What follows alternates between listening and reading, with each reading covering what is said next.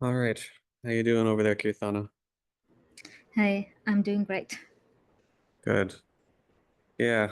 So again, thanks for, agreeing to give a talk today. We're all very excited to hear about the awesome stuff you've been up to lately. Um, I'm happy to get going if you're ready. How you doing? Yeah, can you see my screen? Yeah, we see the Gemini Robotics, Yeah. April 11th, 2025. Great. Yeah, and then for a bit of introduction for a second as well. Yeah, for everyone, this is Keerthana, has been working at Google Robotics for a while. And she's going to be presenting today on some of the work on Gemini Robotics. And feel free to take it off and we'll maybe ask some questions while you're going along, but happy to hear what you've got to say. Great. Hi, everyone. Really nice to meet you. And yeah, today I would be talking about Gemini Robotics. This is a work that has been like 1 to 1.5 years in the making. And I'm very excited about the results. Um, so feel free to interrupt me during the talk for questions. And Unlike a lot of our previous work, Gemini Robotics is a bit more on the proprietary side. So if there's any question that I cannot answer, I'll just say it upfront. Hopefully, we have also like more open work coming out that can be more widely discussed. All right. So with Gemini Robotics, our goal is to try to bring AI to the physical world. It builds upon a lot of the work that Google DeepMind and Google Brain has done in the past. So we have published work that advances LLMs for robotics, like PAMI and PALM-SECAN, that controls robots via natural language instructions and enables multimodal reasoning for robots. A second line of work that Gemini Robotics takes inspiration from is the robotics transformers line of work. Um, to recap a little bit, Robotics Transformer 1 showed that you can fit a transformer model on a large amount of robot data and make it a multitask policy, a single multitask policy. Robotics Transformer 2 showed that if you retrain a VLM on robotics data, you can sort of combine semantic information from the internet and transfer it into the real world. And Robotics Transformer X is a cross embodiment work, and it showed that if you train these transformers like RT1 and 2 on data from lots of different robots, then you can transfer capabilities across them. It kind of essentially showed that robot data is not very different, and robots may only be as different as, say, Chinese and English. And lastly, we also had other work coming out in 2024. Aloha Unleashed and Demostart are some, and which showed that you can do very fine dexterity with multitask diffusion models. While RT1 and 2 kind of looked at scale, they had a lot of pick and place tasks, and Aloha Unleashed kind of showed that you can do like really fine stuff like fixing robots, tying shoelaces, etc. Now, Gemini Robotics is better than all of them and kind of combines a lot of these different ideas onto one of our best SOTA VLMs, and then tries to make it into a vision language action model. And it kind of leverages on Gemini's real world understanding and tries to see how much can we bring that into the real world. So the three main pushes that Gemini Robotics does is improving generalization. So this is an important feature we want for robotics to work in the real world. If robotics only works on scene situations, then we would not be able to deploy it. So an important equality that we want to solve towards deploying robots widely in the real world is solving generalization. Secondly, we want these models and robots to sort of interact with the real world. The real world is very dynamic. There are humans there. So we want it to talk. We want it to respond to moving dynamic objects, and sort of work together with people and respond fast. And lastly, I think dexterity is mainly a fad in the robot learning community since like maybe late 2023 and most of 2024. We want robots to be able to not just do like pick and place tasks, but we want it to do really fine manipulation. So on generality, we find that Gemini Robotics Gemini Robotics advances over the state of the art by 2x. So it makes improvements in visual, instruction, and action generalization. I will go into a little bit on the details of these evaluations later. And typically, robots have kind of a difficulty in generalizing to unseen situations, and Gemini Robotics tries to improve over that much more than any model that I've seen so far. So let's play this. This is the hero video of Gemini. Help me get organized. Let's start by putting the pen with the other pencils. Okay, I will move the pen with the other pencils. So, can you all hear the audio from the video? Yes. Yeah, we can do it.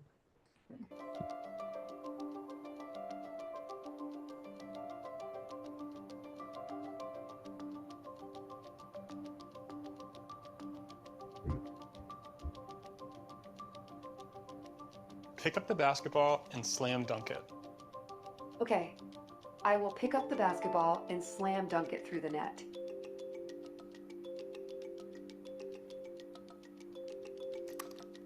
Good job. So, an interesting note about the basketball task is that the robot had never seen a basketball or those objects. And so we kind of like trained this model on a lot of different tasks, and we got the objects, the specific objects in that scene on that day. It had never been trained on how to play basketball. It had never been taught to understand what a slam dunk means, but it kind of can figure out this from utilizing Gemini's general knowledge. So let's look a little bit into how the Gemini robotics model was trained. So we kind of, in order to have both dexterity, generalization, and instruction following, you pack your data into images and text instructions with action chunks. And there are two stages of training. So we first take the Gemini 2.0 model and then do a lot of robotic specific training, which is like targeted towards gaining general capabilities. So very general embodied reasoning and very general robot actions. And then we also take this model and then fine tune it to very specific scenarios. So on the right, you can see the specific scenarios. So extremely dexterous tasks, long horizon dexterous tasks. We fine tune it to new embodiments and advanced reasoning. Advanced embodied reasoning like 3D bounding box detection, 2D object detection, pointing, etc.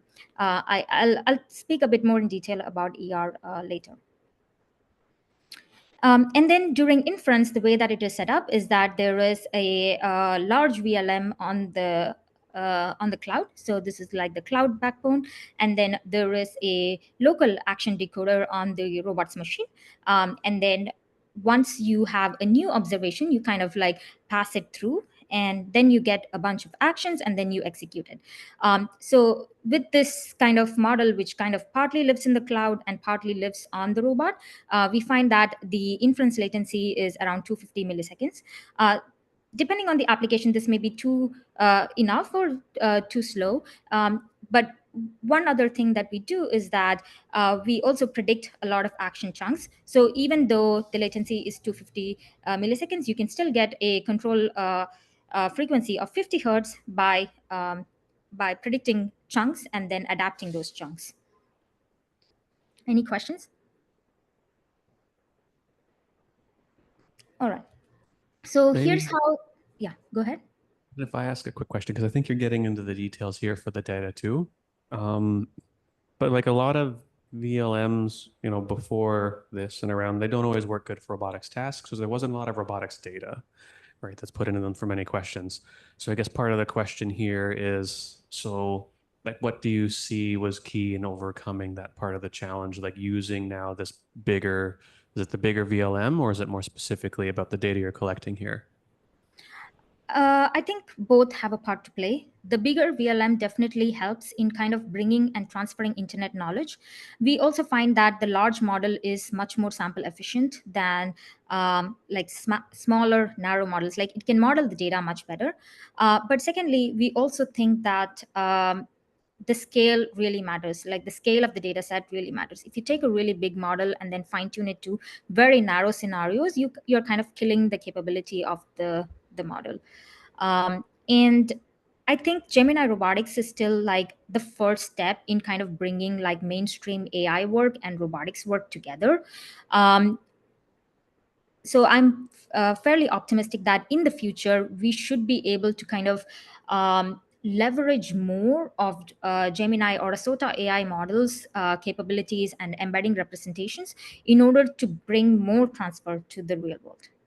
Does that answer your question? Yeah, great. Thank you.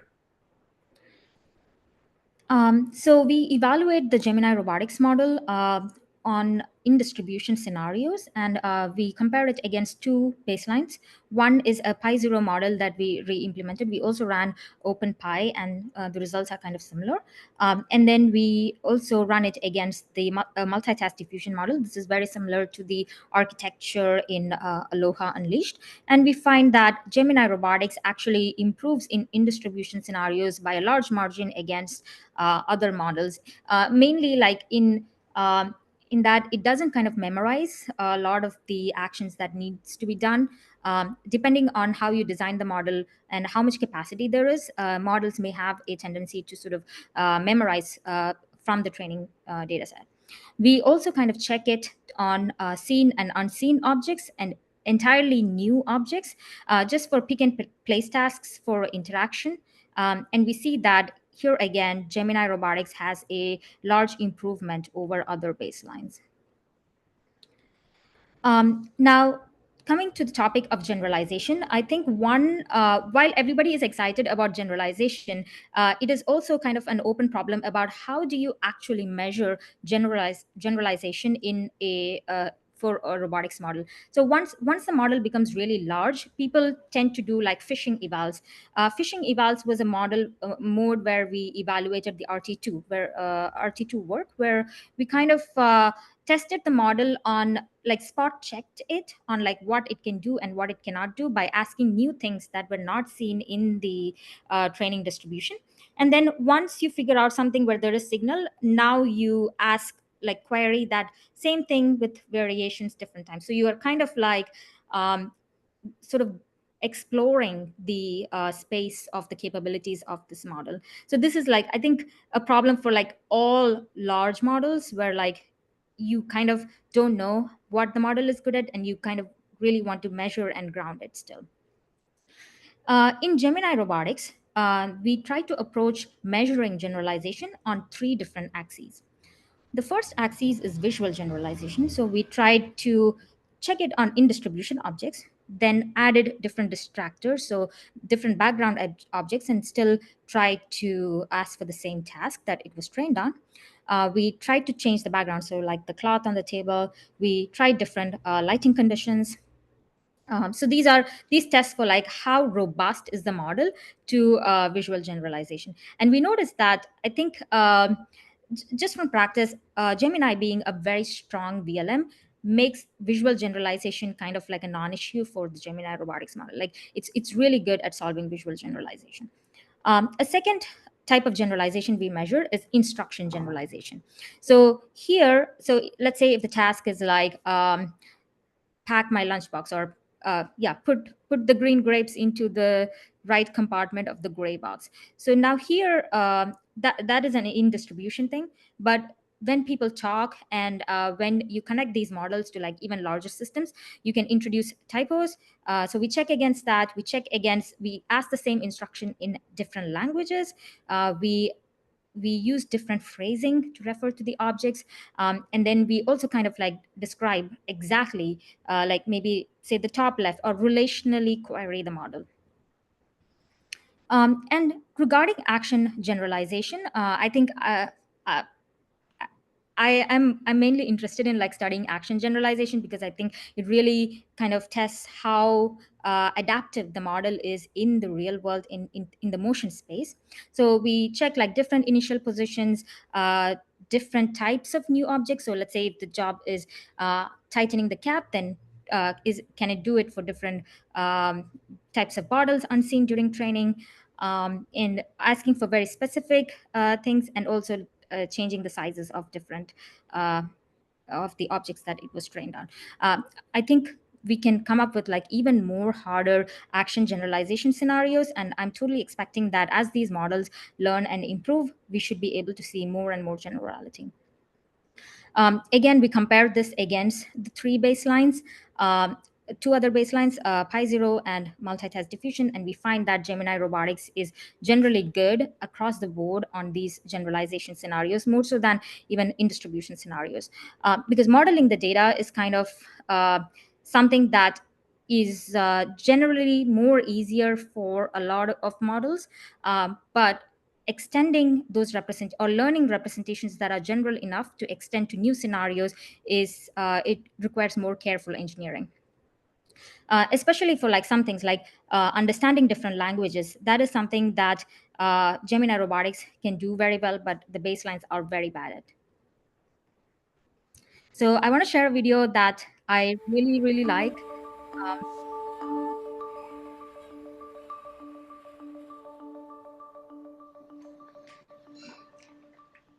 Hello, Gemini. Hello, Gemini. Hello, how can I help you? Oh, I'm gonna do some cleanup today. Can you pick up the blue socks and put them in the gray basket? Okay, I will pick up the blue socks and put them in the gray basket. Thank you.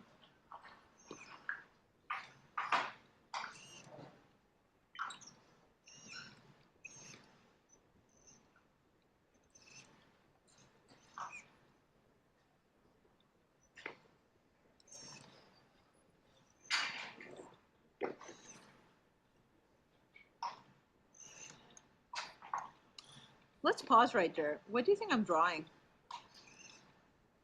The drawing looks like a robot. That's right. Can you pick up the robot and put that in the gray basket? Okay, I will pick up the robot and put it in the gray basket. Okay.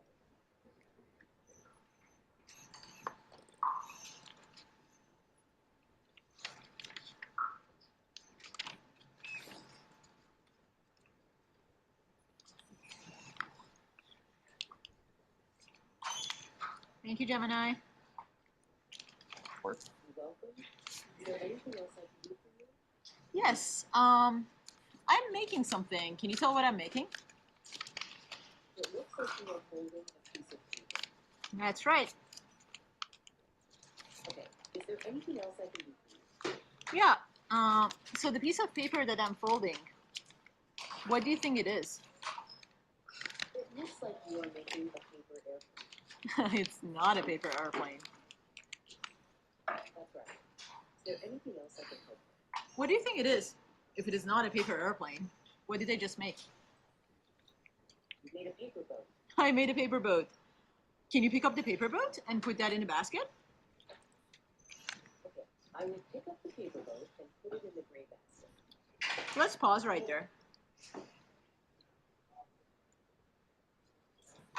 What am I writing on a piece of paper?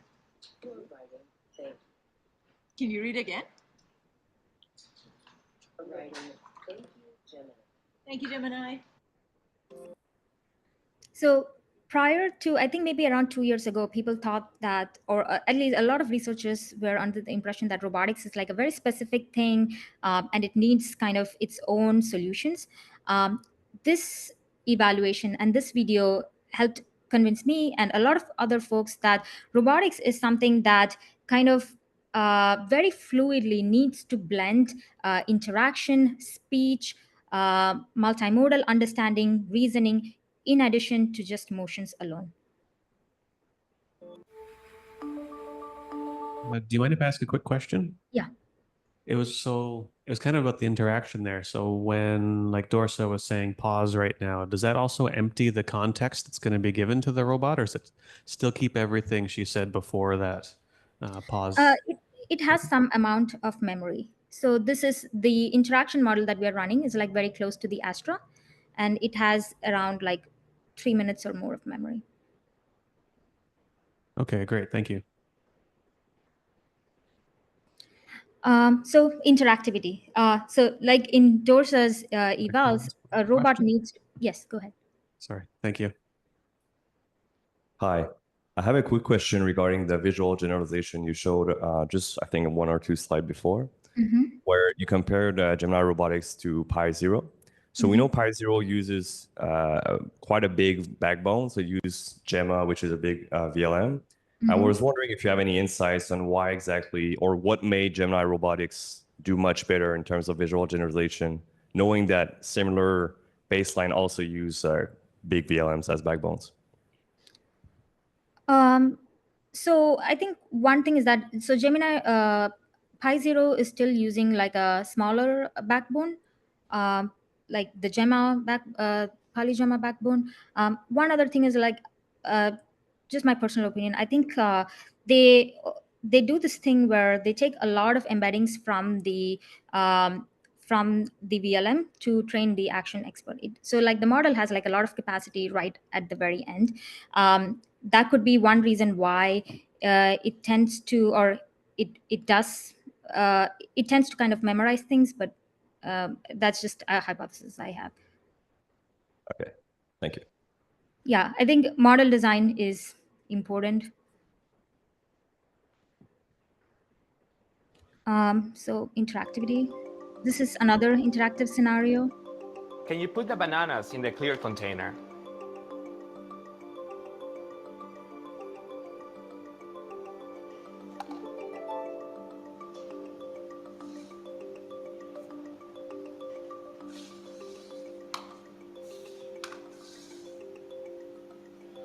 Can you put the grapes in the clear container? So one thing to notice is that as the person is like moving the objects, the robot is also kind of like retargeting itself. So it's like very good visual servoing, but also kind of is adaptive to the changing environment. And is this at that like 4 hertz like frequency that it's checking the changes in the environment? Yeah, so the query is around 4 hertz.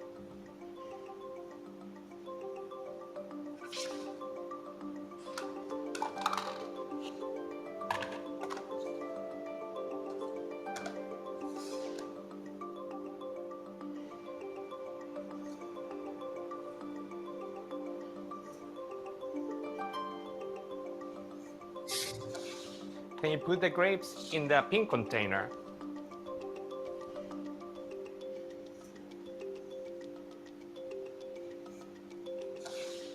Hey, can you erase the whiteboard for me?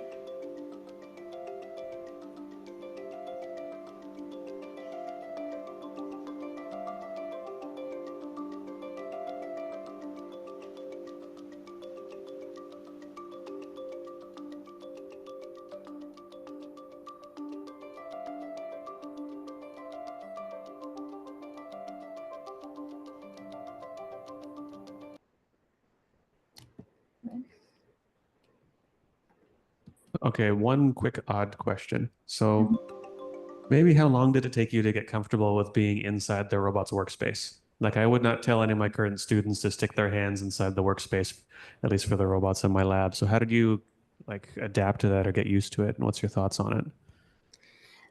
So I think like there's different levels of comfort with different types of embodiments. The alohas are like, they're fairly harmless and they're kind of like little toddlers. So it kind of adapts and people are very comfortable interacting with them. But in maybe later slides, I'll also show humanoids. So there we are, depending on how the robot presents itself and how strong it is and how fast it can move, there is varying degrees of like operational safety. I think we are, at least for the Aloha robots, people are kind of fairly comfortable dealing with it, and it's also like not very very strong, or it doesn't generally hurt anyone. Thank you.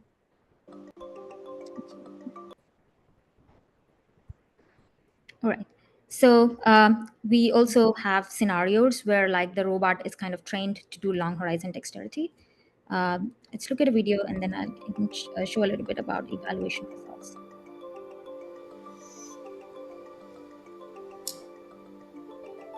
Nice. Now put them in the case.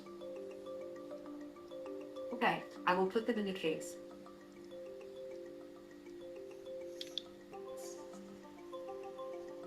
In the humanoid, it's multi-finger dexterity is going to be a big area of research in the future. So this work doesn't fully push it, but it at least shows signs of that we may have a way to solve like multi-finger dexterity.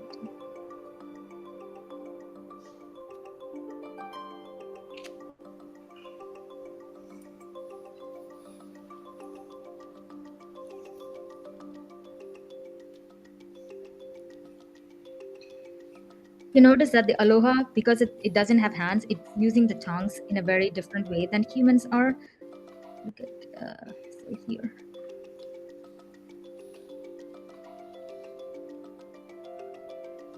Indeed. Yeah, did you do anything to also collect data on the humanoid robot hand that you just showed, or did most of the data you collect transfer okay, and like the action space is different? For the humanoid? Yeah, to compare the Aloha and that humanoid robot that was shown for a bit. Yeah, so the action space for the humanoid is different than the Aloha. There's much more degrees to control. And there we collect like mainly upper body manipulation data. It's much higher dimensional. And we see that these models that can be pre-trained on like very large Aloha data sets can be kind of fast adapted to humanoids.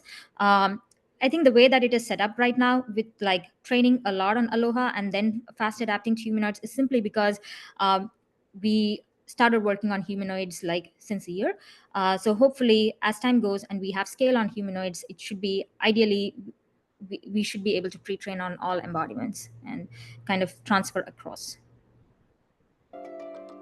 Thank you. So this is an especially a very difficult one where I was quite astonished that the robot was able to very finely manipulate.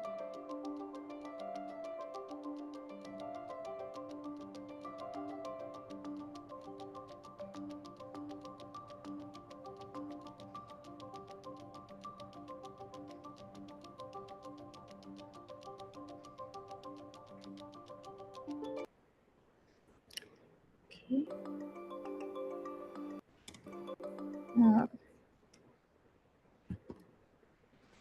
So long horizon dexterity is scenarios where like packing a lunch bag or preparing a salad where there are multiple different steps, and it's kind of like the entire interaction can be like more than 3 to 5 minutes, and the robot kind of has to do each step, and each step has different fine manipulation skills.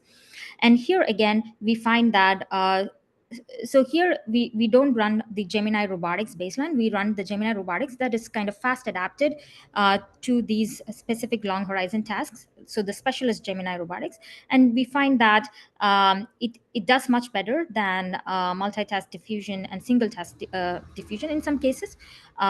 So ideally, how you collect the long horizon dexterous data becomes very important. Now, another area I want to talk about is embodied reasoning. So kind of in the past, there were like two different worlds. So there is like the end-to-end, we can solve robotics end-to-end world. And there is also like a classical robotics where like you have detections and then you kind of like piecewise put together things. In the Gemini era with like very large AI that kind of fundamentally evolves from vision and language research, I feel like these two areas are kind of coming closer, where over time there is not a lot of difference between detecting, reasoning about the world, and piecewise control and end-to-end actions. And the Gemini Robotics model is one that kind of goes to show that we can kind of combine the generality of reasoning and vision, and also kind of robotics data sets. So Gemini Robotics, I think we released a lot of these features in the Flash 2.0 release in December, but the model kind of pushes it a lot more because it is an specialist. And a lot of the capabilities that we introduced in these models kind of derived from the type of features that the community was using to do robotics. So like 2D object detection, pointing to object parts, such as, let's say, if you want to kind of pick up the cup, you want to know the handle rather than the entire cup. So pointing is very useful for like object part labeling. So here you can see, you can kind of identify the handles, spatula, or where you want to grasp. And then also multi-view correspondence. VLMs are not very good at, or we have a lot more work to do to kind of improve their inherent world model, but also their world model in the vision space. And multi-view correspondence is about like, given two images from very different perspective, can you kind of correlate the perspectives and the same objects? And also 3D detection. So in order to kind of benchmark the embodied reasoning, we also made open the embodied reasoning benchmark with like 400 very high quality questions manually labeled. And the type of questions are like, there are trajectory reasoning, so like which way to move an object, about actions, so like what to do, like, but all of the options are in text. And then also kind of how to do pointing and stuff. So on the right is the distribution of the type of questions in the embodied reasoning benchmark. You can find this on GitHub, and we evaluated several VLMs on these tasks, and we find that Gemini Robotics has a very strong advantage in embodied reasoning question answering. So in addition to these capabilities, I want to highlight two different things where I felt like, where I was personally convinced that the worlds were coming closer. So one is trajectory reasoning. So here you kind of like, these are objects, these are scenarios derived from the internet. So you kind of ask like what a person needs to do and how they need to move their hands, or give me a trajectory. And then it comes up with these sets of points. So here it's point to the left hand and the handle of the blue screwdriver and a trajectory of 6 points connecting them. And here, the right, so like, let's say where to pick up the scissors. And here, how to kind of wipe dirt or objects. And a second capability that I'm very excited about, that is in the Gemini ER model, is grasp positions. So, so this is like, given objects and given different orientations, how can you visualize the top-down grasp? So here are some examples of the various different ways you can grab objects. And now we see that you can kind of combine these capabilities to do zero and few shot control in the general world. So these are not end-to-end action models like the pure Gemini Robotics, but you kind of take the Gemini Robotics ER model, and then you can mix and match with code and other action experts to do real world control. So on the left is where we, let's say, have a simulation environment or give the Gemini model access to the robot API, and then it kind of runs detections. And then you ask, let's say the task is put the banana in the bowl. So detect where the bowl is, detect where the banana is, detect how to grasp the banana, then run primitives to go grasp it, and then drop it to the bowl. So this combines kind of like detection, pointing, grasping, like all the classical robotics with motion primitives. And on the right is a little bit more end-to-end, where you ask for trajectories, and then you have a trajectory conditioned action expert, and then you say things like, so here, sort the bottom right mouse into the matching pile. So now you see a bunch of trajectories, and now you can train a model that kind of understands trajectories only, and then kind of do the task. And we noticed that this type of trajectory specialist does have a small amount of improvement over performance of the end-to-end action expert, but it drops dexterity. So trajectory or key point condition models are good in some reasoning domains, while they are not quite able to do like dexterous tasks. Because I think the trajectory representation is also like not quite dexterous. Like, let's say if you have to close a lunchbox, put a zipper on, you kind of need to do the orientations also correctly. Now, lastly, adapting to different embodiments and humanoid robotics. the robotics community is very divided in like, should we do humanoids or should we not do humanoids? I personally am very, very pro humanoids. I feel that in order to build embodied AGI, there is no other platform which gives such a wide frontier to solving to advancing robotics than the humanoids. And at some point in time, as these models become very capable, we are going to benchmark them against human performance. And also, a lot of the very valuable, economically valuable manual jobs are done by humans and in human-centric spaces. And so this is where humanoids have a very clear advantage over, say, tabletop or bimanual gripper robots. Let's watch this.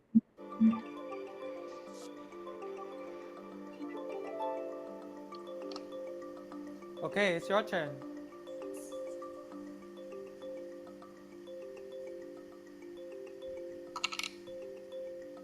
What do you see on the table?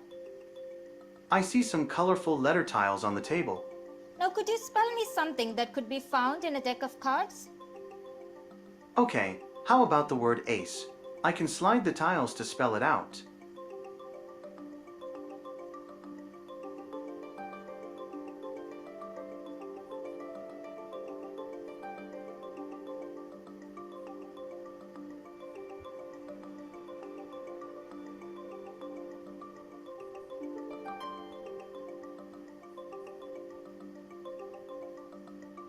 Can you pack me some trail mix?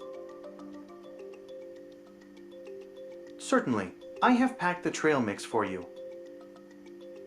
Hey, can you pack the orange for me? Of course. I am putting the orange in the lunch bag. Thank you so much.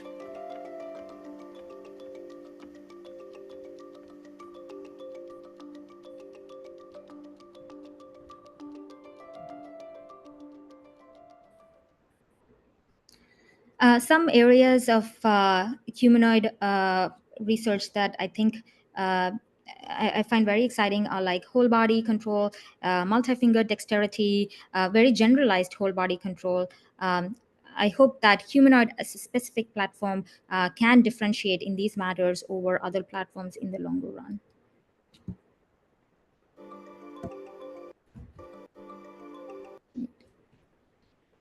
All right. So in order to kind of take a large robotics model that already has a diverse data set and kind of adapt it to these specific embodiments and specific scenarios, fast adaptation is a capability. So here we kind of want to measure how quickly the model is able to learn and how fast its capabilities can scale. And obviously, if we need a lot of data to adapt to new scenarios, that model is going to be quite limited in the real world. And so here we measure on several different tasks. We measure the Gemini Robotics model and also the Pi0 and multi-TED diffusion and kind of fast adapted each of them. And we find that Gemini Robotics can show a very good performance from a small number of demos.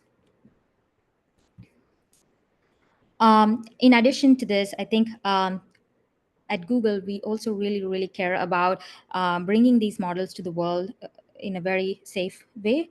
So we don't quite think of safety as like a feature, but as it's something that's very embedded in how we build it. It can be like a strategic advantage on how you kind of advance safety. In this Gemini Robotics release, we also you can read more details in the tech report, but there is a lot of information about how we do safety for these models, how we do semantic safety and operational safety. And also we released a benchmark to kind of have a constitution and reason about different scenarios. And we find that kind of reasoning with a constitution helps the model be or choose more safe actions in the real world. Sorry. Gemini, yeah, go ahead. I have a question. Can we go to the 2 slides ago? Mm-hmm. Yeah, this one. So I guess my first question is, were you guys, so looking at the zip lunch box example, so I'm seeing that performance slightly goes down when you actually add more demos. Do you guys have any ideas as to why that happened? And then I guess my second question is for these other tasks where like I guess the sealed container or some of these other more challenging tasks, clearly they're much harder than some of these other tasks. Like, do you have any other ideas on how you can perform better aside from just a higher number of demos? Yeah. So, so to answer your first question, which is like, why do performance sometimes or saturate or go lower after a bit more? It's very possible that depending on how you collect the data, you could end up overfitting, or you could end up maybe this is not currently very well understood in robotics. That is what the scaling law is and how these models scaled as a function of the number of demonstrations, number of tasks, number of different variations. Perhaps once we do more detailed study on scaling analysis, we will have more concrete answers. But right now, I think the best reasonable explanation is like saturation, or if especially these specific tasks are kind of very narrow, and there is also a lot of noise in real world. All of these numbers are from real world evaluations, and there can be a lot of noise in real world performance itself between like different setups. I think how you set up for the initial conditions also really matter. And I think your second question was, yeah, why the number of demonstrations you need for different tasks is different. We noticed this across the board, that some tasks are easier than other tasks. Like picking is fairly easy, but something very like shoelace tying, that's very hard. T-shirt folding, something very dexterous, is especially where there are a lot of different states. So like manipulating soft objects, manipulating flexible objects, manipulating like really thin objects, where you need to kind of like learn a very specific way to grasp, but also need to be robust to retries or missing that grasp. And we generally notice that for tasks that are much harder, you do benefit from a large number of demos. But for tasks that are easier, after a point, you kind of overfit, you saturate, or even like if you have too much data, then you may even see a decrease in performance. So how to combine the data very carefully is a science. There is one paper from one of our interns, Joey, called Remix. So it's about how you can reweight your data set to try to extract the maximum performance out of it. I think there will be more explorations in that direction. Hopefully that answers your question. Yep, thank you. So right now, Question. Mhm. Sorry, I just wanted to ask a detail about what is meant by fast adaptation on that slide. So like, is that using LoRa? Is that the full model or something in between? So I won't be able to delve a lot into the technical details, but fast adaptation, we generally mean from the robotics side. So how do we quickly adapt the model to different tasks with a small number of demonstrations? Okay, thank you.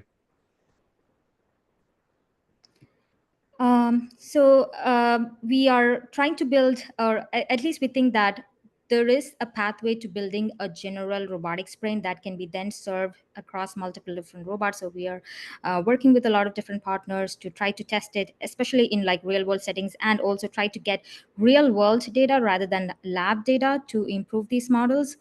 The Gemini Robotics model is also kind of open to researchers. There's now a sign up list. So if you think it could benefit your research, feel free to go ahead and put your name down.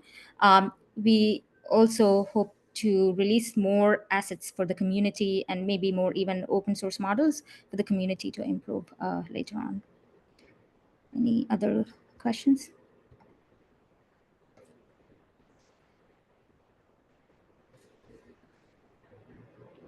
Yeah, sorry, we were just applauding. Awesome. But yeah, now questions.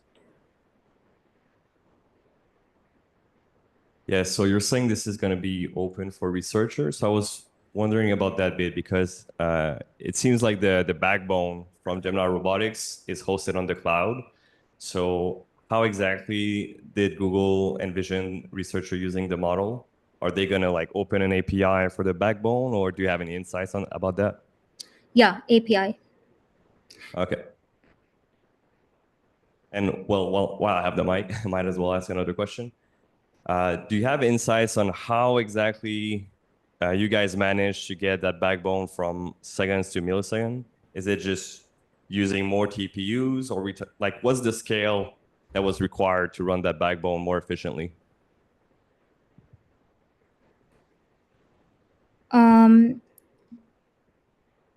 Can you go again? So like, are we comparing it against some other models or?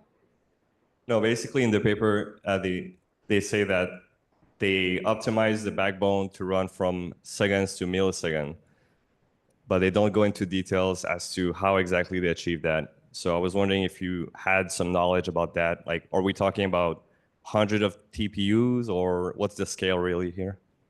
Yeah, so I think for a lot of these, we kind of rely on Gemini serving infrastructure. Google DeepMind has like a lot of people working on like optimizing the serving, so we do get a lot of these things for free. I don't specifically know about like exact details about like what specific optimizations went into it, but if you look at like compared to the RT2 model, which was like on the Palm and like specifically served by us, versus like the Gemini model, there's a large improvement in the serving speed. Okay, thank you. Okay, I've got a quick comment / question, because you were talking about scaling for a bit, and I was maybe wondering if you could just talk a little bit about your thoughts on maybe at least the specific question that came from mind is whether or not scaling will be in terms of demos or just like time steps, like state action pairs, because demos are variable length and it gets complicated. But is that important? And it should be because of demos, because otherwise state action pairs can overlap a lot and be kind of useless. So what do you think? Yeah, definitely state action pairs. So like think of, as we build more on top of VLMs, we can understand concepts from generic AI and transfer it into robotics. So demos, as you said, there can be overlapping elements, and some are longer, harder tasks are longer, shorter tasks are easier. So we need to kind of deduplicate it, and state action pairs is a much better way to measure that. But also we can even measure it in terms of like distributions, tasks, difficulties, lighting conditions. There are lots of different axes, and I think like a very thorough scaling study can help us understand. There's also like even other more let's say more typical AI scaling study, like compute parameters, data. Yeah, I think it Thank will be you. a mix of both.